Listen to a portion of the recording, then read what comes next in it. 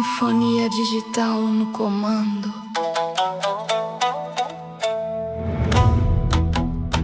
Não procure os grandes deuses, não procure os heróis conhecidos. Há histórias que vivem onde ninguém mais olha, nos templos abandonados, nas florestas silenciosas, nas estradas depois da meia-noite.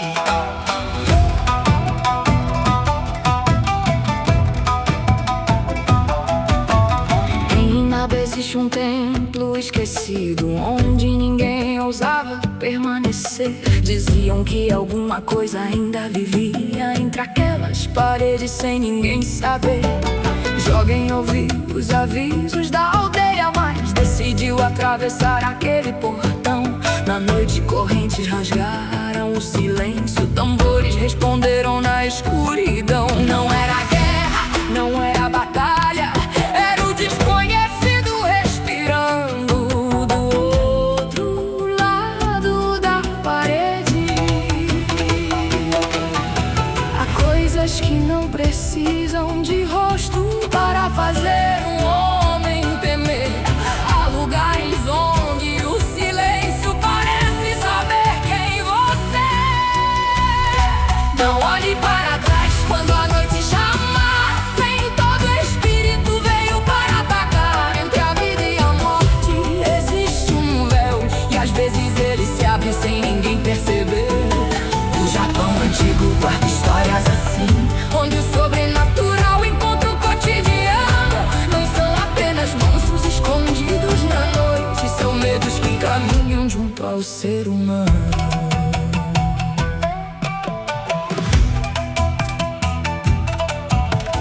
Numa floresta, depois de uma derrota, Yorimoto precisava desaparecer. 6 homens escondidos numa árvore, sem saber se chegariam a amanhecer. Então uma aranha desceu sua teia, 2 pombas fizeram ali seu ninho. O inimigo olhou, julgou a árvore vazia e seguiu por outro caminho, porque a natureza decidiu ajudá-los neste dia. Espírito, coincidência?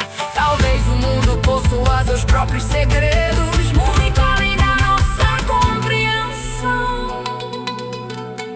Nem sempre o sobrenatural é cruel. Às vezes ele protege, às vezes observa, às vezes simplesmente existe.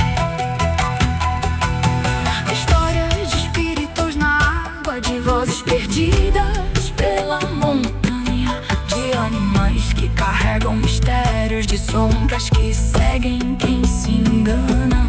Um homem pode entrar numa floresta e voltar diferente do que entrou. Pode ouvir seu próprio nome no escuro e nunca descobrir a quem o chamou. Porque naquele mundo antigo a natureza nunca foi apenas cenário.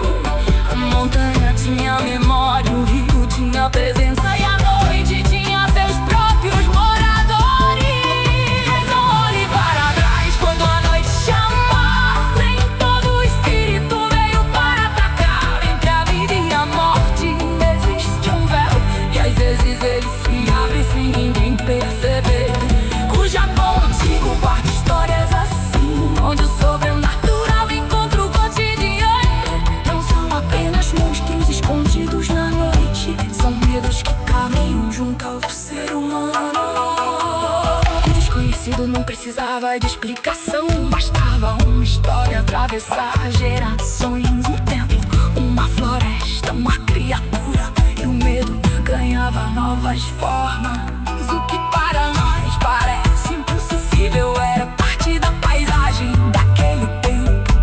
O sobrenatural não estava distante, estava dentro do próprio cotidiano. E talvez seja isso que assusta mais. Não saber onde termina